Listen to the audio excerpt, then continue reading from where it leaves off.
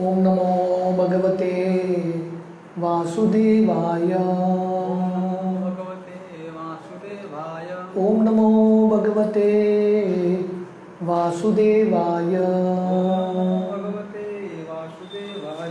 ओम नमो भगवते वासुदेवाय। नारायणं नमस्कृत्य नरं चैव नरोत्तमं देवीं सरस्वतीं व्यासं ततो जाय मुदीरये। नष्टप्रायेषु अभद्रेषु नित्यं भागवत सेवया भगवती उत्तमश्लोके भक्तिर्भवति नैष्टिकी। कृष्णाय वासुदेवाय देवकी नंदनाय च नंदगोपकुमाराय गोविंदाय नमो नमः। नमो पंकजनाभाय नमो पंकजमालिने नमो पंकजनेत्राय नमस्ते पंकजांग्रये। हरे कृष्णा। तो आज बहुत विशेष दिन है। आज शरद पूर्णिमा है। तो आज से कार्तिक प्रारंभ होता है। ये सबसे जो पवित्र महीना है शुरू होता है। और आज रात को अर्धरात्रि में पूर्णिमा के रात को कृष्ण रासलीला करते हैं गोपियों के साथ। तो कृष्णदास कविराज गोस्वामी चैतन्य चरितामृत में ये श्लोक लिखते हैं।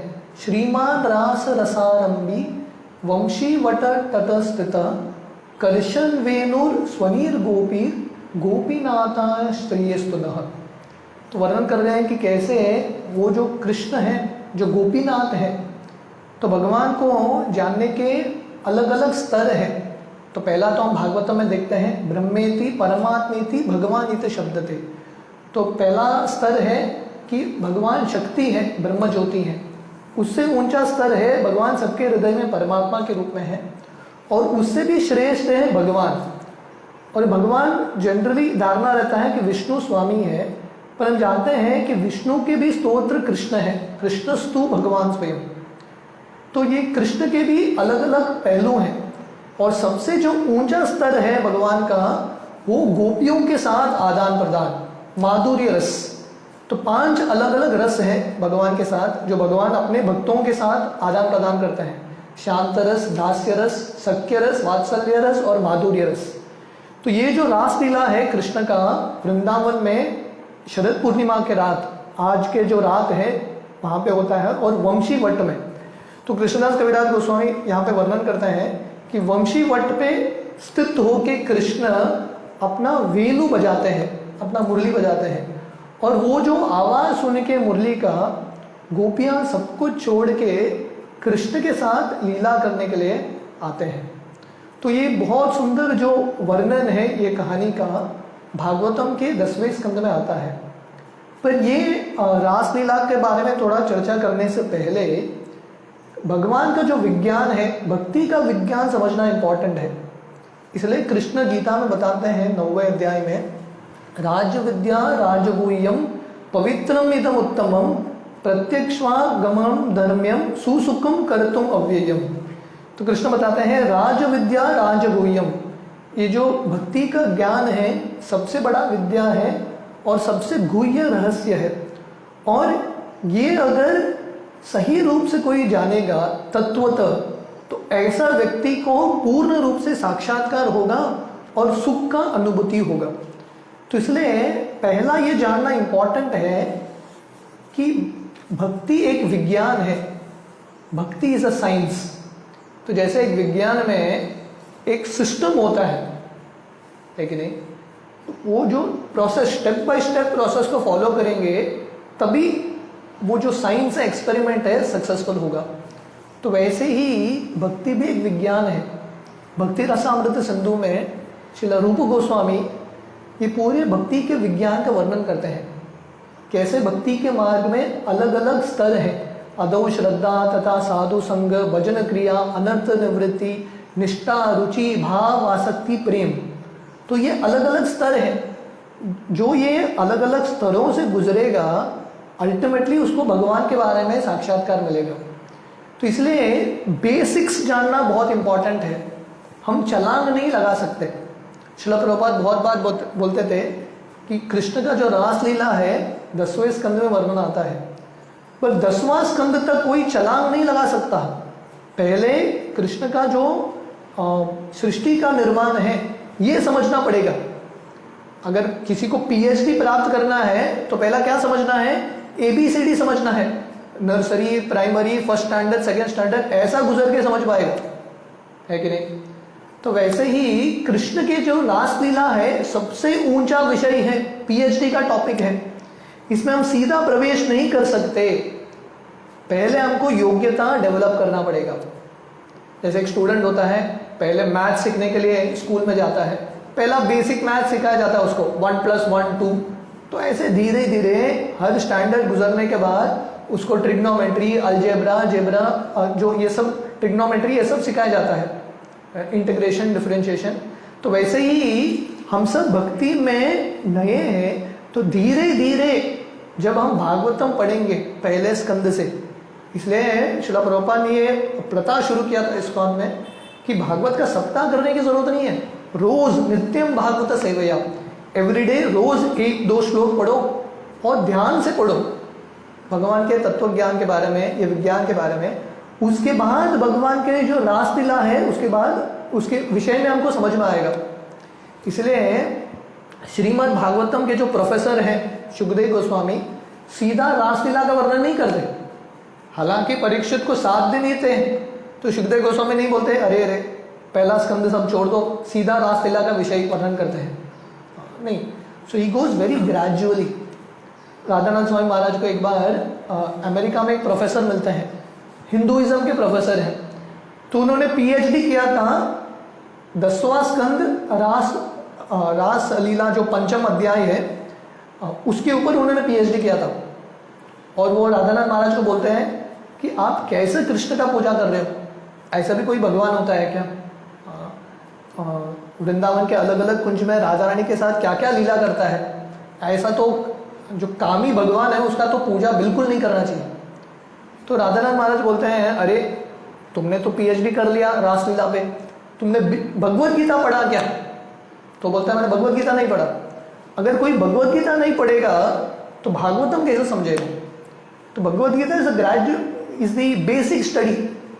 और कृष्ण गीता में क्या बोलते हैं, ये बेसिक ज्ञान देते हैं। मत परतरम नान्यत् किंचित अस्ति धनंजय मयि सर्वम इदं प्रोताम सूत्रे मणि गणाइव। तो कृष्ण बताते हैं कि कैसे वो साधारण व्यक्ति नहीं है। इसलिए ये दामोदर लीला में हम दामोदर अष्टकम गाते हैं, तो ये जो दामोदर अष्टकम है कृष्ण छोटे बालक के रूप में लीला कर रहे हैं। तो दामोदर अष्टकम का पहला लाइन ही सत्यव्रत मुनि बताते हैं, नमामीश्वरम सच्चिदानंद रूपम। ये जो दामोदर अष्टकम है, ये जो कृष्ण मक्खन चुराते हैं और यशोदा कृष्ण को मानती है, ये साधारण बच्चे का लीला नहीं है। नमामीश्वरम सबसे बड़े ईश्वर है, ईश्वर परम कृष्ण सच्चिदानंद विग्रह। तो ये तरीका है, जब तक हम भगवान कौन है तब तक हम समझेंगे नहीं कृष्ण के महानता को।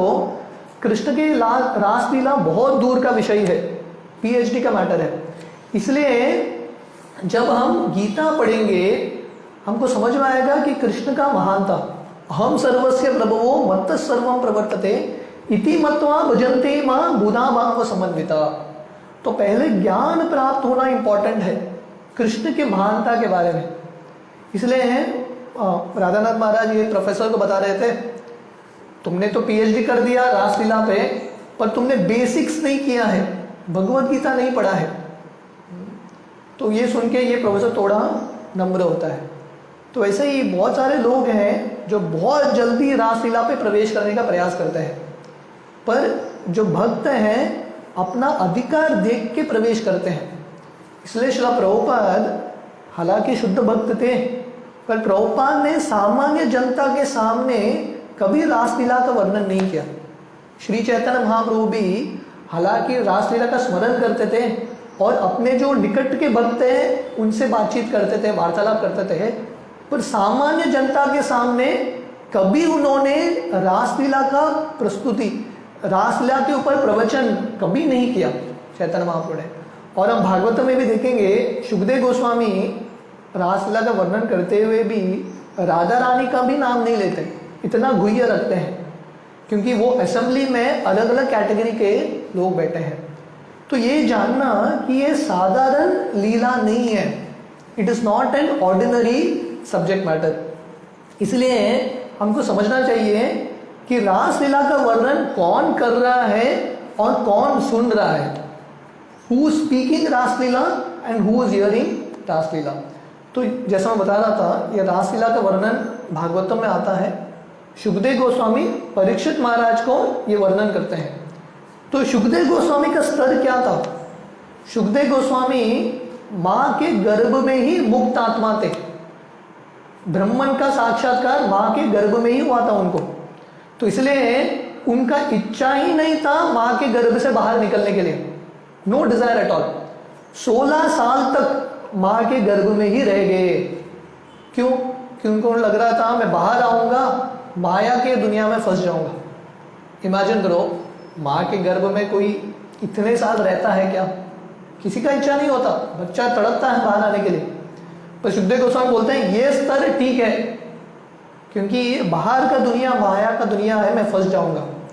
तो वर्णन आता है कि व्यासदेव बहुत विनती करते हैं और कृष्ण स्वयं आके शुकदेव गोस्वामी को बोलते हैं कि आप बाहर आइए, मेरा माया आपको प्रभावित नहीं करेगा। तो ये आश्वासन के बाद शुकदेव गोस्वामी माँ के गर्भ से बाहर आते हैं और बाहर आते ही घर छोड़ के वन में चले जाते हैं। तो इतने विरक्त थे शुकदेव गोस्वामी, इतने विरक्त, घर में एक दिन भी रुकते नहीं है। पर जब वो भागवतम का वर्णन सुनते हैं, कृष्ण की लीलाओं का वर्णन सुनते हैं, वो वापस घर आते हैं भागवतम समझने के लिए। तो यही दौरान भागवतम के पहले स्कंद में वर्णन आता है कि शुकदेव गोस्वामी का स्तर क्या था। जब शुकदेव गोस्वामी घर से बाहर जा रहे थे और व्यासदेव उनके पीछे पीछे जा रहे हैं, इमेजिन कीजिए लड़का जा रहा है और पिताजी पीछे पीछे जा रहे हैं उसको बुलाने के लिए। तो शुकदेव गोस्वामी गुजरते हैं एक तालाब से जहाँ पे स्त्री जो नवयुवक स्त्रियां हैं वो नग्न अवस्था में स्नान कर रहे हैं बिना वस्त्र के। तो शुकदेव गोस्वामी को देख के वो अपना शरीर भी नहीं ढकते। उसके बाद व्यासदेव आते हैं, व्यासदेव को देख के उनका शरीर ढकते हैं। तो व्यासदेव सोच रहे हैं अरे मेरा 16 साल का लड़का अभी गया सामने से, आपको लज्जा नहीं हुआ, आपने आपका शरीर ढका नहीं, पर मैं तो आपके दादाजी के उम्र का हूँ, आपने शरीर ढक लिया। तो ये स्त्रियां, क्योंकि स्त्रियों के पास ये गुण होता है, जो पुरुष हैं उनका मन समझ सकते हैं किसके मन में क्या विचार है कि नहीं। तो ये स्त्रियां समझ गई कि शुकदेव गोस्वामी शरीर के अवस्था पे है ही नहीं, वो पुरुष और स्त्री का भेदभाव देखते नहीं है, वो आत्मा के अवस्था पे है। तो ये शुकदेव गोस्वामी का स्तर था और ये शुकदेव गोस्वामी रासलीला का वर्णन कर रहे हैं। तो अगर ये रासलीला साधारण लड़का और लड़की का लीला था तो शुकदेव गोस्वामी वर्णन क्यों करेंगे? वो तो ऑलरेडी मुक्त आत्मा है, उनको क्यों टाइम वेस्ट करना है ये सब चीज़ में? क्योंकि रासलीला बहुत महान स्तर है भगवान का, उनके अंतरूनी शक्ति के साथ, गोपियों के साथ आदान प्रदान है। इसलिए शुकदेव गोस्वामी जैसे भी मुक्त आत्मा, लिबरेटेड सोल, इनका वर्णन कर रहे हैं। और इसको कौन सुन रहा है? परीक्षित महाराज। तो परीक्षित महाराज भी इतने महान भक्त थे, तो हमको पता है कि माँ के गर्भ में ही, जैसे शुकदेव गोस्वामी ने माँ के गर्भ में ही मुक्त आत्मा थे, तो वैसे परीक्षित महाराज भी माँ के गर्भ में ही उनको कृष्ण का दर्शन हुआ। कितने महान भक्त रहेंगे। तो पूरे बचपन से लेके कभी भी उनको ये भौतिक दुनिया के प्रति आसक्ति नहीं। और जब उनको श्राप मिलता है कि 7 दिन में उनका मृत्यु होगा, तो परीक्षित विचलित नहीं होते, क्योंकि ट्रेनिंग हो चुका है। पूरे जिंदगी भर कृष्ण के प्रति इतने आसक्ति प्राप्त किया उन्होंने, जब ये समाचार मिला कि आपका भौतिक दुनिया छूट रहा है तो बहुत प्रसन्न हो गए।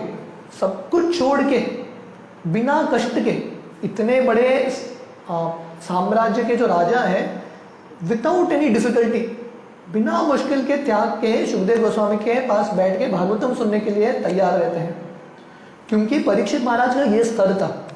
7 दिन बचा है परीक्षित महाराज को मृत्यु आने के लिए। परीक्षित महाराज ये रासलीला सुन रहे हैं। तो अगर ये साधारण नॉवल था, साधारण मूवी का स्टोरी था, तो परीक्षित महाराज क्यों सुनते थे? भौतिक दुनिया तो उन्होंने त्याग के आए हैं, हाँ, भगवान की प्राप्ति करने के लिए। तो जब हम सुखदेव गोस्वामी और परीक्षित महाराज का स्तर जानेंगे, तब हमको समझ में आएगा कि ये रासलीला का विषय जो सब्जेक्ट मैटर है, साधारण सब्जेक्ट मैटर नहीं है, बहुत पूजनीय सब्जेक्ट मैटर है, वेरी वेरी वर्शिपेबल। इसलिए ये दुनिया में बहुत सारे लोग हैं जो रासलीला का नकल करना चाहते हैं, पर रासलीला का नकल करने का इच्छा रखते हैं, पर कृष्ण की तरह बन नहीं सकते वो, है कि नहीं? तो ये भौतिक जो चेतना है, हम हमारे लिए जो फिट होता है वो लेते हैं, जो फिट नहीं होता वो छोड़ देते हैं। Selective reading, selective hearing. तो लोग कृष्ण की तरह गोपी जन्म वल्लभ बनना चाहते हैं, है कि नहीं? गोपियों के साथ लीला करना चाहते हैं, पर कृष्ण गोपियों के साथ रासलीला करने से पहले कृष्ण गोवर्धन उठाते हैं, गिरिवरधारी। वो लोग नहीं करेंगे, है कि नहीं? जो उनके लिए फिट होता है वही स्वीकार करेंगे। तो 7 साल की उम्र में कृष्ण गोवर्धन उठाते हैं और बाद में 8 साल की उम्र में वो रासलीला करते हैं। तो ये तरीका है ये जानना कि ये जो लीला है, it is not an ordinary pass time, ये साधारण विषय नहीं है।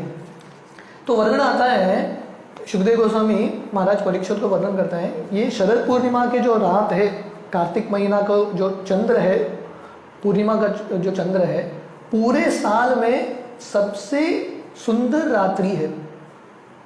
शरद का ऋतु है, मोस्ट ब्यूटीफुल, और खासकर वृंदावन और ज़्यादा सुंदर बनता है इन दिस नाइट। तो जब ये शरद पूर्णिमा की जो रात को कृष्ण जब वृंदावन का वातावरण देखते हैं, वृंदावन ऑलरेडी इतना सुंदर है, शरद पूर्णिमा के रात और सुंदर बनता है। तो कृष्ण के अंदर इच्छा उठती है, मुझे गोपियों के साथ रासलीला करना है।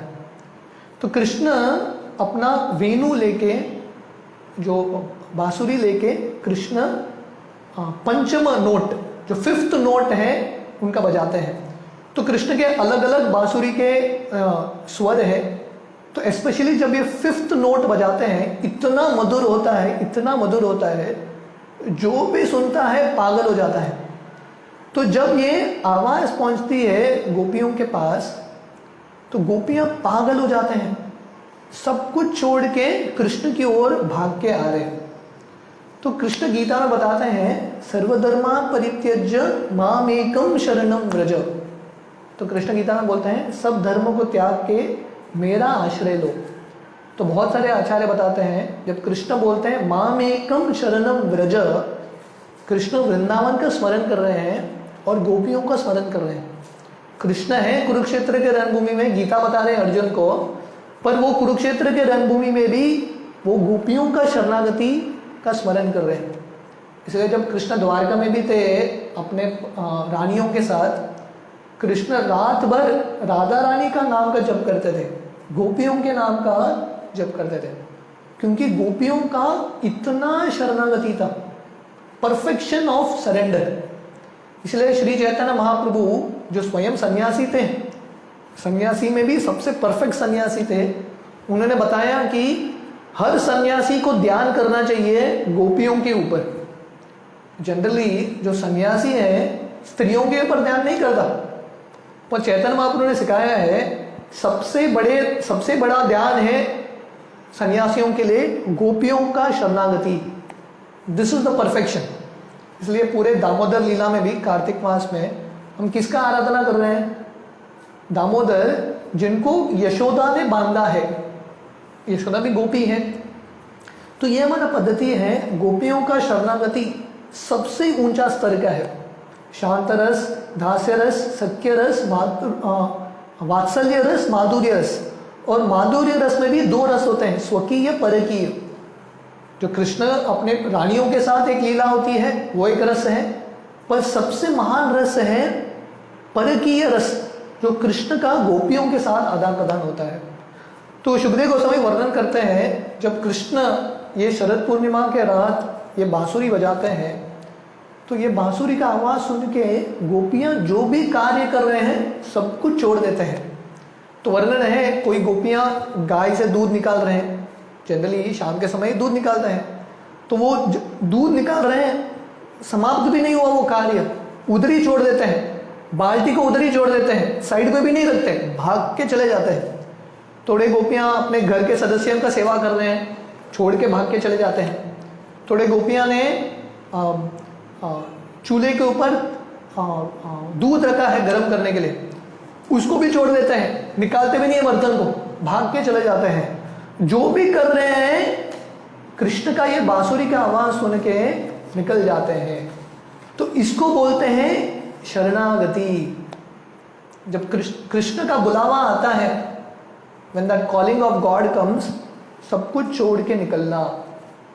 परम पूज्य राधानाथ महाराज उनके जर्नी हो में लिखते हैं, जब वो 19 साल की उम्र के थे और वो अपना अमेरिका देश छोड़ के बाहर आते हैं, तो वो एक जगह पे पहुंचते हैं, शायद इजराइल था, एक छोटे सा आइलैंड में पहुंचते हैं और वहाँ पे ध्यान कर रहे हैं। और उनके ध्यान में भगवान कौन है उनको पता नहीं, कृष्ण भगवान है पता नहीं, पर उनको कहीं से आवाज़ आता है और उनको ये विश्वास था ये भगवान का आवाज़ है, भगवान का बुलावा है। भगवान उनको बता रहे हैं इंडिया की ओर चलो, भारत आ जाओ। तो तुरंत सब कुछ छोड़ के भारत निकलते हैं। तो इसलिए गोपियों से हमको ये सीखना है कि जब भगवान का बुलावा आता है सब कुछ त्याग के निकलो। हम थोड़े दिन पहले दशहरा हुआ था, तो हम देखते हैं विभीषण का ये शरणागति का भाव था। जब विभीषण भगवान राम के पास जाते हैं, सब कुछ छोड़ के चले जाते हैं, वन वे टिकट था उनको, रावण वापस तो स्वीकार नहीं करने वाला है कि नहीं। वहाँ जाते हैं, वहाँ पे राम स्वीकार करेंगे, उसका भी कंफर्मेशन लेटर नहीं आया, चले जाते हैं। ये शरणागति का भाव है।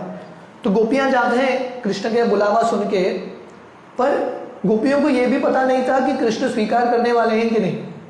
और यहाँ से चले गए 5000 साल पहले। आप इमेजिन कर सकते हैं, भारत का इतना संस्कृति है कि कोई भी स्त्री, स्पेशली नौजवान स्त्री, घर छोड़ के रात्रि को चली गई, मतलब घर वाले कभी उसको स्वीकार नहीं करेंगे, गॉन, घर से बाहर निकाल देंगे।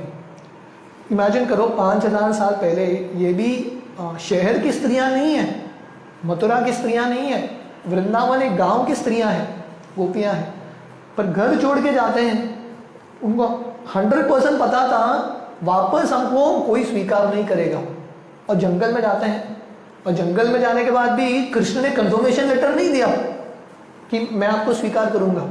इनफैक्ट जब गोपियां पहुंचते हैं कृष्ण के पास भागे भागे जंगल में, तो गोपियों को देख के कृष्ण बताते हैं बहुत अच्छा लगा आप सब लोग आए मुझसे मिलने के लिए, पर आप अभी वापस जा सकते हो, क्योंकि ये जंगल बहुत खतरनाक जगह है, यहाँ पे शेर है, भालू हैं, आपको निगल लेंगे। और वो भी जो पतिव्रता स्त्री है वो अपना घर छोड़ के रात्रि को आते नहीं हैं। आप यहाँ पे आए हैं मुझे प्रसन्न करने के लिए, आपको देख के मैं संतुष्ट हो गया, अभी आप लोग घर चले जाओ। इमेजिन करो, मतलब इतना बड़ा सैक्रिफाइस करके कृष्ण के पास आए हैं और कृष्ण का ये बर्ताव है। तो भगवान भक्तों को बहुत टेस्ट करते हैं, है कि नहीं। अंत समय तक भगवान टेस्ट करते हैं। जब हम देखते हैं कि रुक्मिणी का जो स्वयंवर है, कृष्ण रुक्मिणी जी को भी अंत समय तक टेस्ट करते हैं, राइट। तो ये गोपियों का शरणागति का भाव था, कृष्ण का बुलावा सुन के तुरंत सब कुछ छोड़ के निकल जाते हैं। और हमारे लिए ये कृष्ण का बुलावा कैसा आएगा? शास्त्रों के माध्यम से। तो कृष्ण पर्सनली आके हमारे लिए बांसुरी तो नहीं बजाने वाले हैं। तो कृष्ण का बांसुरी हमारे लिए है गीता भागवतम। भगवत गीता मतलब कृष्ण के मुख से जो आया जो अमृत है, जो स्वर है, वो भगवत गीता है। तो कृष्ण हमको बुला रहे हैं, जैसे कृष्ण गोपियों को बुला रहे हैं, कृष्ण ये भगवत गीता भागवतम के माध्यम से हम सबको बुला रहे हैं, आइए हमारे पास, मेरे पास आइए। तो जब हम कृष्ण का बुलावा सुनते हैं, और स्पेशली जब गुरु का आज्ञा आता है हमारी जिंदगी में, तो भगवान का जो बुलावा गुरु के माध्यम से आता है, तो जब गुरु का आज्ञा आता है तुरंत स्वीकार करना है। गुरु मुख पद्म वाक्य चितेते कोरिया ऐक्य आर ना करी हो मने आश। सो श्रील प्रभुपाद बताते हैं, ये जो गीता का श्लोक है, व्यवसाय का बुद्धि एक कुरु नंदना। तो कृष्ण अर्जुन को बोलते हैं भक्त को कैसा होना चाहिए, वन पॉइंटेड अटेंशन।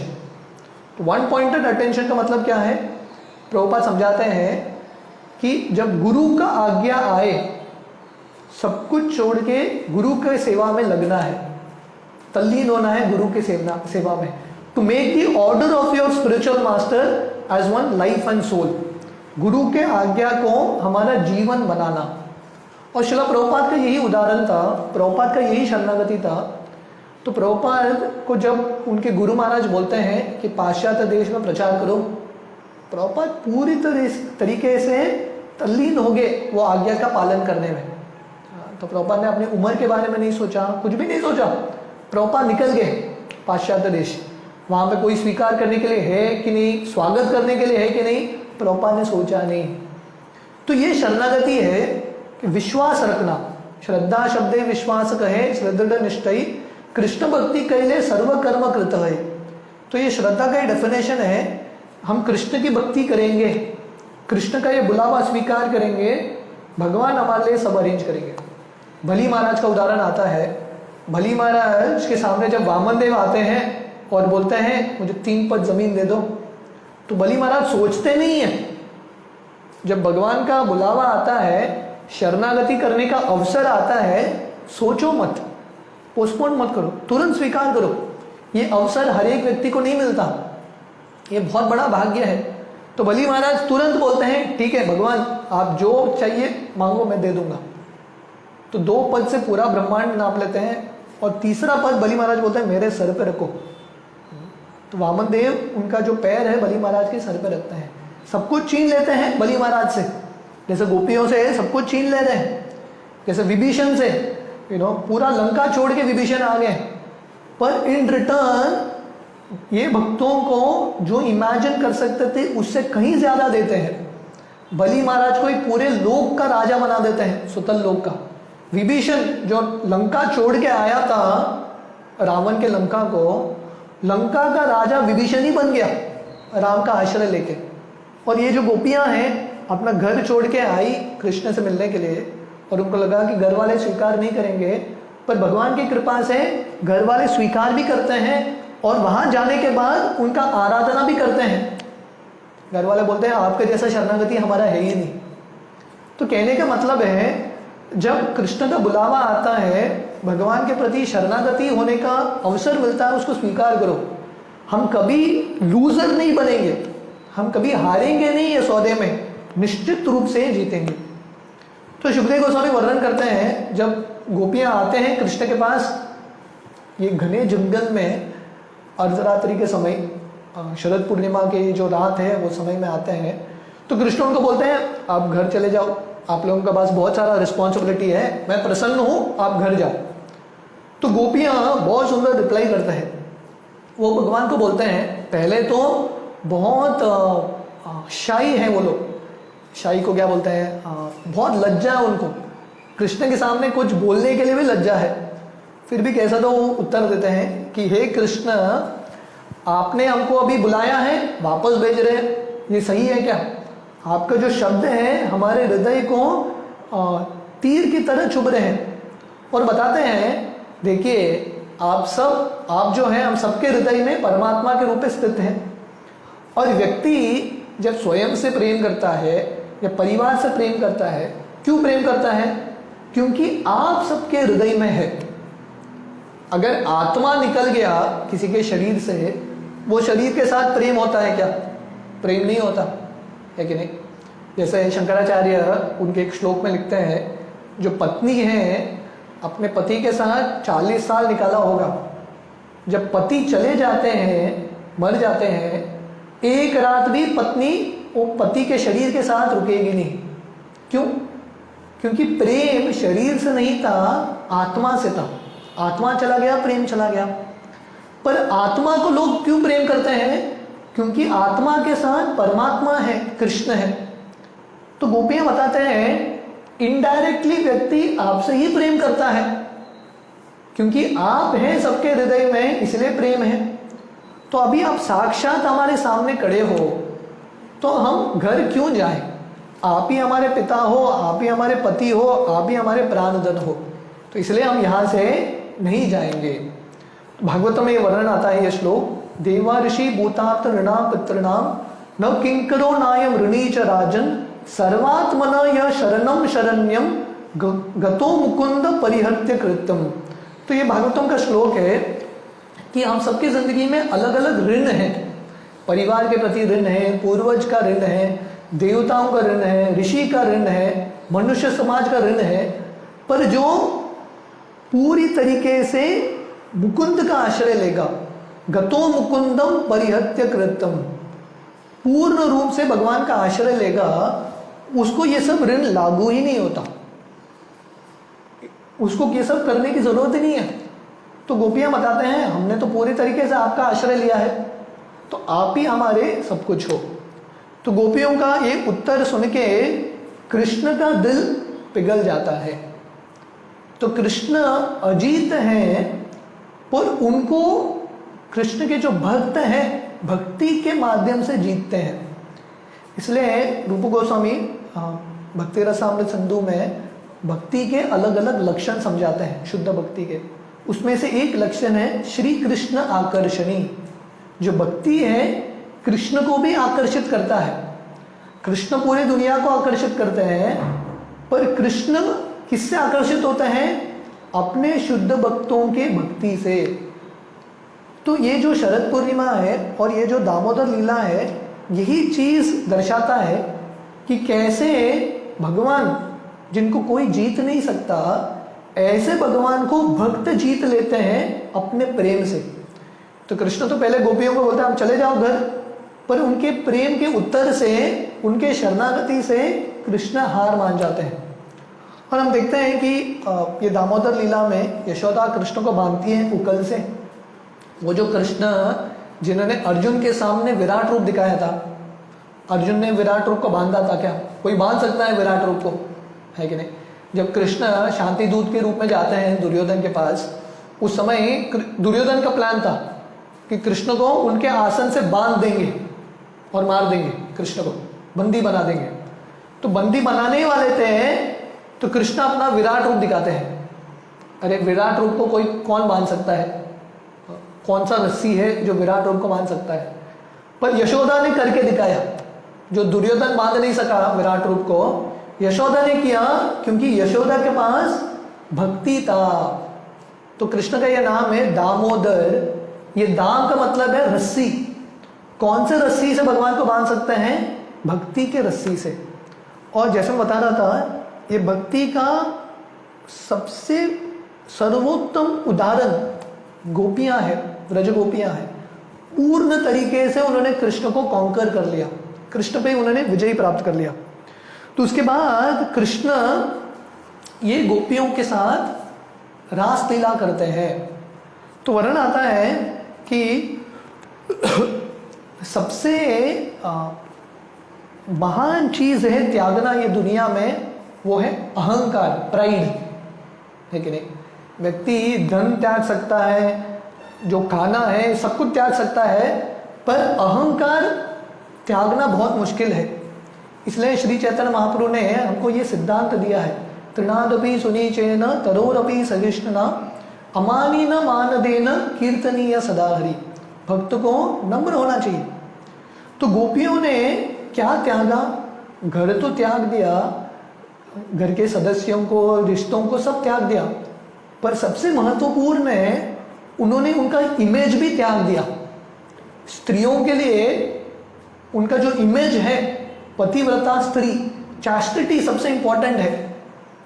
गोपियों को पता था अगर हम कृष्ण के बुलावा के लिए जाएंगे, नित्य रूप से शाश्वत काल तक लोग हमको निंदा करेंगे कि कैसे स्त्रियां हैं। अपना जो चैस्टिटी है, अपना जो बेसिक जो पतिव्रता धर्म है, उसको भी त्याग दिया ये स्त्रियों ने। अपने जो स्त्री का धर्म है उसको भी त्याग दिया। तो गोपियों को पता था लोग हमारी निंदा करेंगे, पर गोपियाँ बोल रही है लोगों को निंदा करने दो, हम लोगों के प्रसन्नता के लिए नहीं जिंदा है, हम कृष्ण के प्रसन्नता के लिए जिंदा है। तो ये गोपियों का सबसे बड़ा शरणागति है। उन्होंने अपना इमेज भी त्याग दिया, लोगों को जो चाहिए बोलने दो, हमको कुछ फर्क नहीं। और कृष्ण भी ऐसे ही है, ऐसे जो भक्तों के लिए कृष्ण अपना भी इमेज त्यागने के लिए तैयार। कुरुक्षेत्र युद्ध के पहले कृष्ण ने व्रत लिया था, मैं अस्त्र उठाऊंगा नहीं। पर जब भीष्मदेव ये रणभूमि में ऐसा युद्ध कर रहे थे कि अर्जुन मरने ही वाला था, कृष्ण सुदर्शन उठाते हैं, वो रथ के पहिया को उठाते हैं और भीष्म की ओर मारने के लिए जाते हैं। तो अर्जुन बोल रहे हैं भगवान आपका इमेज का क्या होगा, आपने व्रत लिया है कि आप अस्त्र नहीं उठाओगे, आप क्या कर रहे हो। भगवान बोले मेरा इमेज भाड़ में जाने दो, मेरे लिए मेरे भक्तों का रक्षा करना इंपॉर्टेंट है। तो ये भगवान का आदान प्रदान है। भक्त भगवान की प्रसन्नता के लिए अपना जो भी इमेज है त्यागने के लिए तैयार। तो ये गोपियों का सबसे बड़ा सैक्रिफाइस है, वेरी ग्रेट सैक्रिफाइस। इसलिए जब कृष्ण गीता में बोलते हैं सर्वधर्मान परित्यज्य, ये देखो गोपियों ने अपना स्त्री धर्म भी त्याग दिया कृष्ण के प्रसन्नता के लिए। तो ये जो शरणागति देख के भगवान श्री कृष्ण इतना प्रसन्न होते हैं, तो कृष्ण ये गोपियों के साथ रासलीला करना प्रारंभ करते हैं। तो वर्णन आता है ये जो रासलीला है इतना महान लीला है और इतने सारे गोपियां हैं, लाखों गोपियां आते हैं और कृष्ण अपने आप को विस्तारित करते हैं। हर एक गोपी के साथ पर्सनली भगवान रासलीला कर रहे हैं, पर्सनली एंजॉय।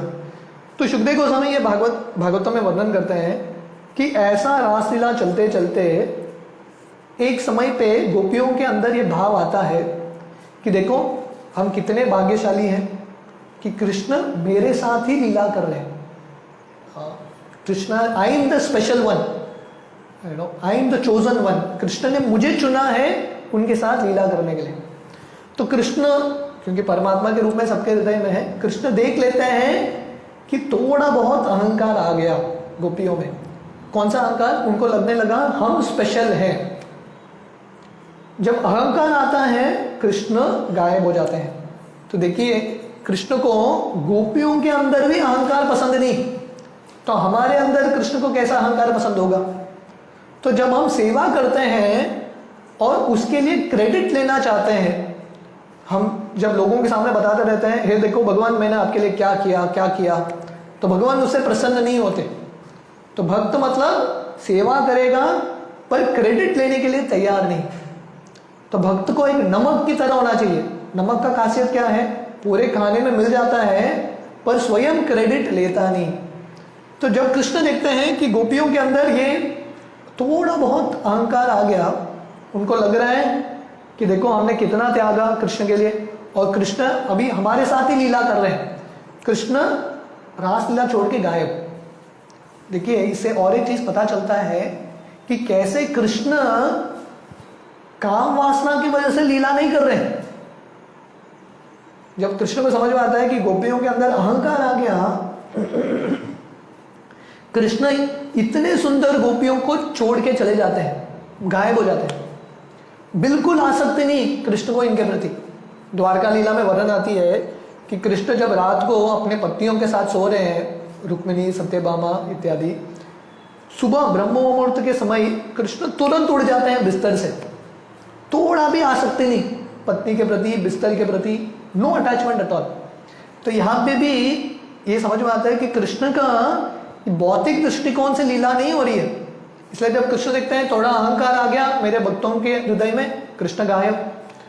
तो जब कृष्ण चले जाते हैं गोपियां और पागल होते हैं, क्योंकि जब कुछ चीज मिलता है बहुत कष्ट के साथ और वो चीज चला जाता है, व्यक्ति और पागल होता है। ऐसे भागवतम में चित्रकेतु महाराज की कहानी आती है। चित्रकेतु महाराज को पुत्र नहीं था, बहुत विचलित थे, बहुत कष्ट में थे। उनके जिंदगी में अंगिरा मुनि आते हैं, नारद मुनि आते हैं, उनको पुत्र मिलता है। पर पुत्र मिलने के बाद पुत्र मर जाता है। उसके बाद तो चित्रकेतु महाराज और पागल बनते हैं, क्योंकि कुछ चीज़ मिला है बहुत कष्ट के साथ, वो चला जाता है तो व्यक्ति पागल बनता है। तो गोपियाँ इतने पागल हो गए, इतने पागल हो गए कि वो सब जगह भाग रहे हैं और पागल की तरह हर एक जो पेड़ है, पौधे हैं, जानवर हैं वृंदावन में, वन में, हर एक व्यक्ति को पूछ रहे हैं आपने कृष्ण को देखा क्या, आपने कृष्ण को देखा क्या। Completely mad. जैसे हम संडे को रघुनाथ दास गोस्वामी, रघुनाथ भट्ट गोस्वामी का 13वां दिन था, तो हम षड गोस्वामी अष्टकम गा रहे थे, तो गोस्वामी भी यही भाव में थे। वृंदावन के अलग अलग जगह पे जाके वो चिल्लाते थे, हे राधे व्रज देवी के चलते, हे नंद सुनो कुतो, हे राधा रानी, हे ललिता, हे कृष्णा, आप कहाँ पे हैं। तो ये विरह भाव है। तो चैतन्य महाप्रभु ने हमारे संप्रदाय में, ये जो ब्रह्म मध्व गौड़े संप्रदाय में, हमको ये विरह भाव दिया है, गोपियों का भाव। विरह के भाव में कृष्ण के साथ भक्ति करना। तो गोपियां इतने पागल हो गए, हर एक जगह पे कृष्ण को ढूंढ रहे हैं, where is Krishna, where is Krishna, Krishna कहाँ पे है। लताओं को पूछ रहे हैं, वृक्ष को पूछ रहे हैं, वहां के जो हिरण है उसको पूछ रहे हैं आपने कृष्ण को देखा क्या, मोर को पूछ रहे हैं, मधुमक्खी को पूछ रहे हैं आपने कृष्ण को देखा क्या। ऐसा पागल की तरह सब जगह कृष्ण को ढूंढ रहे हैं, गोवर्धन के तट पे, सब जगह। और फाइनली उनको वो देखते हैं कि उनको 2 पदचिन्ह दिखाई देते हैं जमीन पे, कृष्ण का पदचिन्ह और एक गोपी का पदचिन्ह। तो ये पदचिन्हों को फॉलो करते हैं। कृष्ण तो दिखते नहीं है पर ये पदचिन्हों को फॉलो करते हैं। तो ये पदचिन्हों को फॉलो करते करते वो देखते हैं कि ये 2 पदचिन्ह थे, एक पदचिन्ह हो गए और थोड़ा गहरा बन गया। तो ध्यान से स्टडी करते हैं ये पदचिन्ह को, वो देखते हैं कि ये कृष्ण का पदचिन्ह है, पर 2 पदचिन्ह एक कैसे हो गए। उनको समझ में आ गया कि कृष्ण एक गोपी के साथ गए हैं, कृष्ण ने ये गोपी को उठा लिया है अपने हाथ में, इसलिए कृष्ण का ही पदचिन्ह है और थोड़ा गहरा बन गया है। तो ढूंढते ढूंढते पदचिन्हों को फॉलो करते करते वो एक जगह पे पहुंचता है, एक वृक्ष के नीचे राधा रानी रो रही है। तो ये राधा रानी का स्तर है कि सब गोपियों को छोड़ के कृष्ण राधा रानी के साथ लीला कर रहे हैं। So this is the highest perfection. तो जैसा मैं बता रहा था, भगवान के अनेक भक्त हैं और भगवान के हर एक भक्त अपने क्षमता के अनुसार भगवान का शरणागति करते हैं, आश्रय लेते हैं, समर्पित करते हैं। पर सबसे श्रेष्ठ हैं भगवान की गोपियां, और गोपियों में भी श्रेष्ठ हैं श्रीमती राधा रानी, जो कृष्ण बाकी गोपियों को त्याग के राधा रानी के साथ स्पेशल लीला कर रहे हैं। पर जब गोपियां जाते हैं वो देखते हैं कि कृष्ण राधा रानी के साथ भी नहीं है और राधा रानी रो रही है। गोपियां भी रो रहे थे कृष्ण के लिए, पर राधा रानी इतना रो रही है, इतना रो रही है, उनकी आंख से गंगा यमुना बह रही है, इतना अश्रु। तो गोपियां समझ गई राधा रानी का जो प्रेम है अलग ही लेवल पे है, यू नो, और completely on a different level. तो फाइनली सब गोपियां कृष्ण को ढूंढने के लिए जाते हैं और ढूंढते ढूंढते कृष्ण रहते हैं एक वृक्ष के पीछे छुपे हैं, देख रहे हैं। तो बहुत बार हमारी जिंदगी में भी ऐसा ही होता है कि कृष्ण, ऐसा प्रतीत होता है कि कृष्ण है ही नहीं, हमको छोड़ के चले गए, पर कृष्ण कहीं वृक्ष के पीछे छुप के देख रहे हैं हमारे भाव को। कृष्ण हमारे जो तीव्रता है, लौल्यता है, कृष्ण बढ़ाना चाहते हैं। Krishna wants to increase the greed, क्योंकि जब तीव्रता बढ़ेगा कृष्ण को प्राप्त करने के लिए, वो तीव्रता के अग्नि से हमारे सब अनर्थ मिट जाएंगे। भागवतम के पहले स्कंद में वर्णन आता है, नारद मुनि जब सब छोड़ के, उनके पहले जिंदगी में एक 5 साल के बच्चे थे, भक्ति वेदांत का संग मिलता है, भगवान की भक्ति करते हैं, उनकी माँ मर जाती है सांप डस के, सब छोड़ के वन की ओर, उत्तर की ओर जाते हैं और एक वृक्ष के नीचे बैठ के ध्यान कर रहे हैं। उनके सामने साक्षात भगवान आते हैं। तो जैसे गोपियां भगवान को देख के इतने पागल हो गए, तो नारद मुनि इतना प्रेम से भर जाते हैं भगवान का ये रूप देख के। थोड़े क्षण के लिए भगवान दर्शन देते हैं, गायब, दर्शन बंद। जैसे कभी होता है ना, टीवी का चैनल चल रहा है, आप फेवरेट सीरियल देख रहे हो, सडनली करंट कट हो गया, ऐसा आदमी विचलित होता है। इमेजिन करो, इंडिया पाकिस्तान का क्रिकेट मैच है, फाइनल ओवर चल रहा है, पूरे क्लाइमैक्स पर बैठे हैं, राइट, कुछ तो होगा अभी, कोई एक 6 मारेगा, कुछ तो होगा, सडनली करंट गया। व्यक्ति ऐसा विचलित होता है। तो नारद मुनि को एक टेलीविजन दर्शन हो रहा था कृष्ण का साक्षात, सीन कट हो गया। तो नारद मुनि उठ के ढूंढ रहे हैं, फिर से प्रयास करते हैं ध्यान में बैठने के लिए, दर्शन होता ही नहीं है, चैनल शुरू नहीं होता। बाद में कृष्ण उनको बताते हैं कि ये जन्म में आपको दर्शन नहीं होगा मेरा, ये जन्म में आप भक्ति करो। तो पूरा जन्म नारद मुनि भगवान की भक्ति करते हैं और वो तीव्रता से, मुझे फिर से वो दर्शन प्राप्त करना है, फिर से वो दर्शन प्राप्त करना है। वो जो तीव्रता है, लौल्यता है, उससे उनके जितने भी अनर्थ हैं सब मिट जाते हैं। तो कभी कभी भगवान जैसे नारद मुनि को टेस्ट करते हैं, जैसे गोपियों को टेस्ट करते हैं, भगवान कभी गायब हो जाते हैं हमारी जिंदगी से, पर वृक्ष के पीछे कहीं छुप के भगवान देख रहे हैं और भगवान चाहते हैं कि हमारा जो तीव्रता है उनके प्रति बढ़े। और फाइनली जब गोपियां ढूंढ ढूंढ के जा रहे हैं, कृष्ण उधर ही खड़े हैं, तो कृष्ण सोच रहे हैं अरे अभी मैं क्या करूं। तो कृष्ण नारायण का रूप ले लेते हैं, चतुर्भुज नारायण। तो देखिए गोपियों को इतना प्रेम था कृष्ण के प्रति, वो नारायण के पास जाते हैं और प्रणाम करते हैं, नमो नारायणाय। आपने कृष्ण को देखा क्या? कृष्ण वही कृष्ण नारायण का रूप लिया है, पर गोपियों को नारायण के प्रति आसक्ति नहीं है। हम नारायण की प्रार्थना करेंगे पर हमको प्रेम कृष्ण के प्रति है। तो ये अलग ही स्तर है गोपियों का, completely on a different level, right. तो ये देख के नारायण बोलते हैं कि कृष्ण उस तरफ गए हैं। तो कृष्ण बोलते, गोपियां नारायण को प्रणाम करते हैं, धन्यवाद भगवान, और चलते हैं कृष्ण को ढूंढने के लिए। तो वर्णन आता है ये नारायण को देखने के लिए गोपियों के पीछे पीछे राधा रानी आती है। तो राधा रानी बहुत नम्रता से नारायण को प्रणाम करती है, हे भगवान नारायण, आपने श्याम सुंदर कृष्ण को देखा है क्या? कहाँ गए हैं? तो कृष्ण, गोपियों ने भी कृष्ण को, नारायण को ये पूछा था कृष्ण को कि आपने कृष्ण को देखा क्या? नारायण बोलते हैं इस तरफ गए। पर जब राधा रानी आती है कृष्ण के पास, नारायण, कृष्ण उनके जो नारायण का वेश पकड़ नहीं पाए, पिघल गया उनके दो हाथ और श्याम सुंदर का रूप आ गया। तो ये राधा रानी का प्रेम है कि राधा रानी के सामने कृष्ण भी पिघल जाते हैं, कंप्लीटली मेल्ट्स। तो इसलिए वृंदावन में लोग राधा रानी के उपासक हैं, राधे राधे बोलते रहते हैं, क्योंकि उनको पता है कि राधा रानी के सामने कृष्ण पिघल जाते हैं। ऐसा होता ना, तो बात बताते हैं जो स्त्री है एक अग्नि की तरह है और पुरुष एक बटर की तरह है। स्त्री के सामने बटर मेल्ट होता है, तो वैसे ही राधा रानी, उनके पास इतना प्रेम का अग्नि है, कृष्ण भी पिघल जाते हैं राधा रानी के सामने। और फिर से कृष्ण का, ये भगवान का टेस्ट था गोपियों के लिए कि उनका कितना प्रेम है मेरे प्रति। फाइनली कृष्ण गोपियों के साथ फिर से रासलीला करते हैं। तो जैसे भगवान गोपियों को टेस्ट कर रहे हैं, हमारी जिंदगी में भी भगवान का टेस्ट आएगा। इसलिए रूप गोस्वामी बताते हैं, उत्साह निष्ठया धैर्यात्, भक्ति करना है उत्साह के साथ, निष्ठा के साथ, दृढ़ता के साथ, पर धैर्य भी रखना पड़ेगा, पेशेंस भी रखना पड़ेगा। तो जैसे कृष्ण गोपियों को टेस्ट करते हैं, जैसे कृष्ण रुक्मिणी जी को टेस्ट करते हैं उनको स्वीकार करने से पहले, उनका अपहरण करने से पहले, वैसे ही कृष्ण हम सबको टेस्ट करेंगे। अगर हम रुकने के लिए तैयार हैं, कृष्ण के ये सब जो टेस्ट है उसको सहने के लिए तैयार हैं, तब हमको कृष्ण के रासलीला में प्रवेश मिलेगा। इसलिए चैतन्य महाप्रभु यही राधा रानी के भाव में उनका शिक्षाष्टकम का वर्णन करते हैं और उनका अंतिम श्लोक लिखते हैं, आश्लिष्य वहाँ पादरतम पिनस्तुमाम। बोलते हैं, हे भगवान, आप मुझे आलिंगन करो या मुझे तिरस्कार करो, मुझे दुर्लक्ष्य करो, फिर भी मैं आपका भक्ति करता रहूंगा।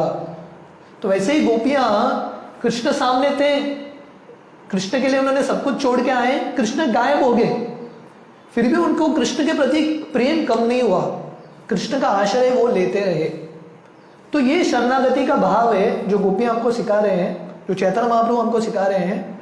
जो भी कृष्ण करें हमारे लिए, हम कृष्ण की भक्ति करते रहेंगे। तो फाइनली कृष्ण गोपियों के साथ रासलीला करते हैं शरद पूर्णिमा के रात। तो कृष्ण वृंदावन के अलग अलग जंगलों में, गोवर्धन के तट पे रासलीला करते हैं और बहुत देर तक नृत्य करने के बाद, लीला करने के बाद थक जाते हैं, यमुना नदी में प्रवेश करते हैं। तो यमुना नदी में कृष्ण और गोपियों के साथ लीला होती है, फिर से बाहर आके लीला करते हैं। तो वर्णन आता है कि कृष्ण समय को रोक देते हैं गोपियों को संतुष्ट करने के लिए। ये जो रात है, शरद पूर्णिमा का रात है, कृष्ण ब्रह्मा जी का रात बना देते हैं। ब्रह्मा जी का रात कितना है? चतुर्युग, सत्य, त्रेता, द्वापर, कली को मिलाएंगे तो एक दिव्य युग होता है। ऐसे 1000 दिव्य युग ब्रह्मा जी का आधा दिन होता है।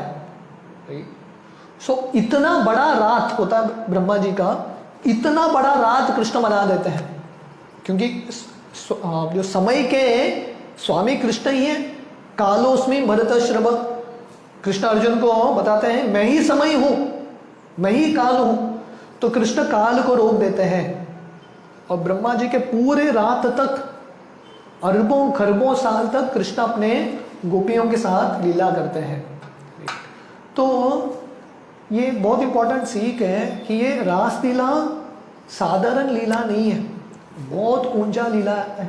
और गोपियों का जो प्रेम है कृष्ण के प्रति, राधा रानी का जो प्रेम है बहुत ऊंचा स्तर का है, वेरी वेरी हाई लेवल। इसलिए चैतन्य महाप्रभु, सुखदेव गोस्वामी, परीक्षित महाराज, षड गोस्वामी जो सबसे बड़े वैरागी हैं, ये रास लीला का प्रणाम करते हैं, जो रास तली है उसको प्रणाम करते हैं। तो हमको ये सीखना चाहिए गोपियों से, हमको ये प्रेरणा लेना चाहिए कि अगर हम भी भगवान की भक्ति करेंगे यथा क्षमता, जितना अवसर मिले भगवान का आश्रय लेने का, जितना अवसर मिले भगवान की सेवा करने का, बहुत प्रेम के साथ, बहुत उत्सुकता के साथ सेवा करेंगे। जैसे हनुमान जी, जब उनको अवसर मिलता है भगवान की सेवा करने के लिए तुरंत तैयार है। जैसे गोपियों को जब आवाज सुनाई देता है बांसुरी का, सब कुछ छोड़ के जाते हैं। तो ये शरणागति का भाव है, ये गीता का सार है जो गोपियां हमको सिखा रहे हैं। तो हमारी जिंदगी में जैसे मैं बता रहा था, कृष्ण का बुलावा आता है गीता के माध्यम से, भागवतम के माध्यम से। अलग अलग भक्त हमको अवसर देते हैं उनका सेवा करने के लिए।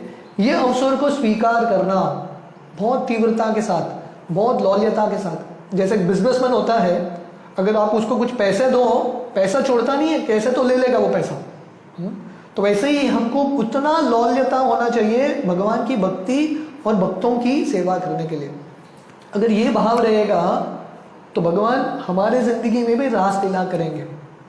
तो वही जो राधा कृष्ण जिन्होंने रास लीला किया था शरद पूर्णिमा के रात, वही राधा कृष्ण कलयुग में आते हैं चैतन्य महाप्रभु के रूप में। श्री कृष्ण चैतन्य राधा कृष्ण नाही अन्य। जो चैतन्य महाप्रभु है राधा कृष्ण से अभिन्न है, और वही राधा कृष्ण का जो रास लीला है चैतन्य महाप्रभु की लीला में संकीर्तन लीला बनता है।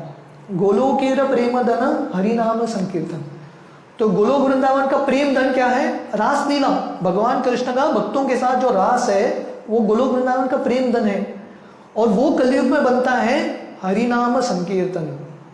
तो इसलिए जो रास तली है वृंदावन का, वो नवद्वीप में श्रीवास आंगन बनता है, जहाँ पे चैतन्य महाप्रभु अपने भक्तों के साथ रात भर कीर्तन करते हैं।